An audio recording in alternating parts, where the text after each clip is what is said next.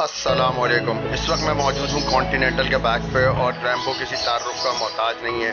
D cattle की शान जान और माज भाई की जान जो कि बहुत मेहनत से तैयार किया है। इसका चेस्ट, इसकी पलाई वो माज भाई की मेहनत में नज़र आती है। सही है। और सेकेंडली ये कि और भी ये जो बुल्स हैं आप देखें माशाल्लाह वेल मेंटेन्ड बुल्स हैं और एक एक बुल को जो है वो मेंटेन रखा हुआ है।